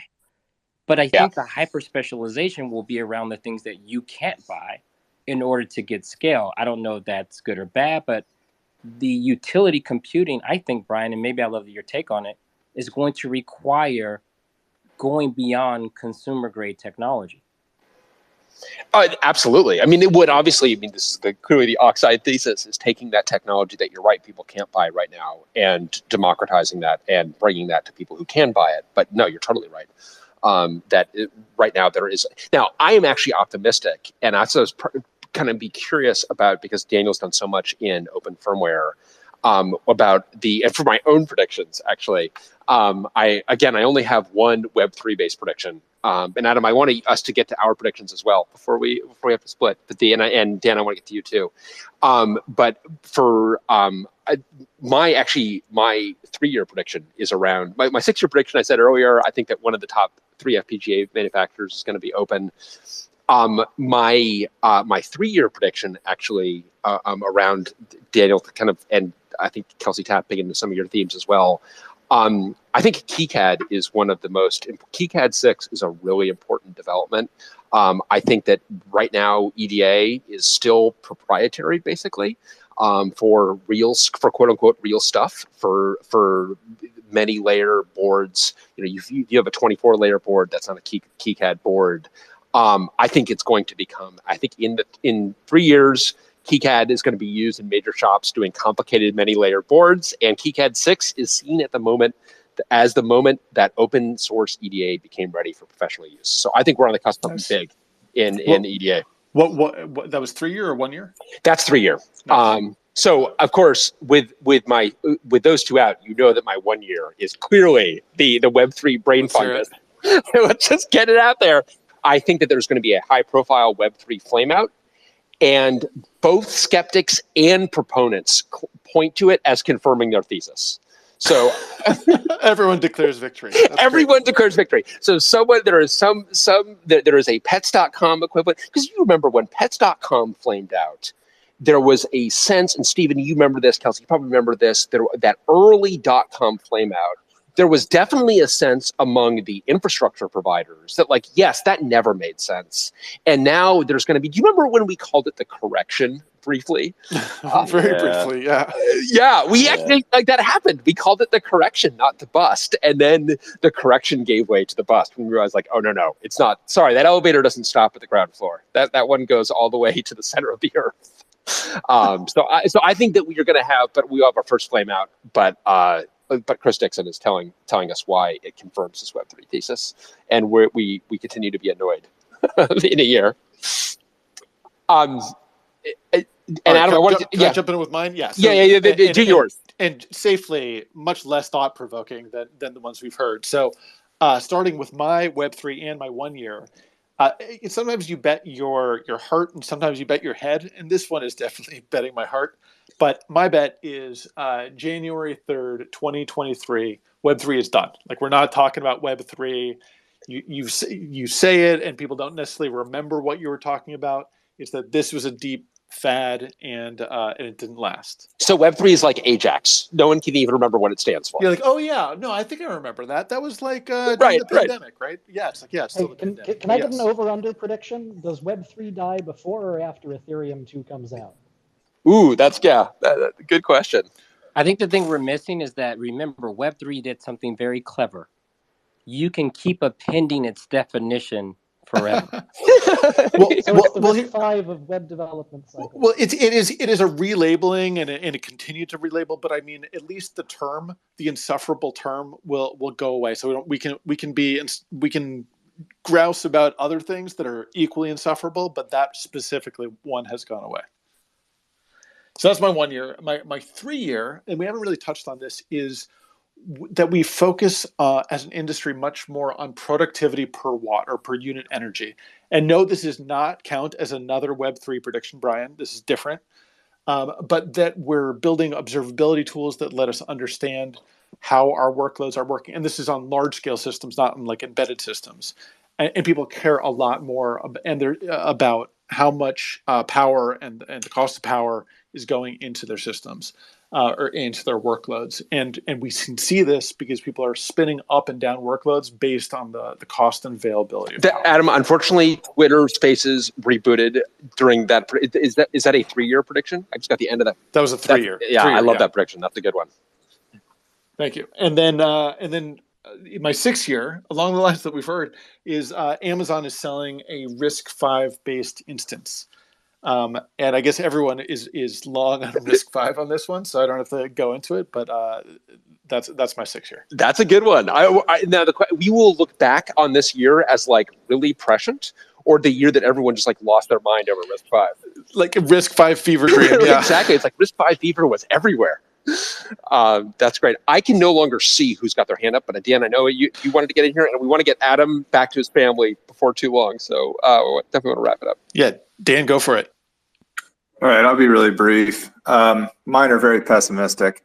1 year, I see major changes to the workplace continuing to be driven by the pandemic, but these are going to amplify and accentuate the effects of the wealth gap and wealth disparity. It'll be people who are privileged to work in the information economy or the service sector who are able to work from home will continue to be afforded the flexibility to do so. Those who are not will not, and that's going to create a lot of social problems. In 3 years, I see regulation of social media in the aftermath of widespread political unrest around, especially in the US, the 2024 political season. That's going to happen. There's going to be political violence. And I think this time around, it's going to be people are going to be like, all right, this is enough. We have to rein in social media somehow. I like that this is your prediction, Dan, like blah, blah, blah, unrest, sure. But also social media is going to need to get reined in. I got to say, I'm concerned about the unrest as well.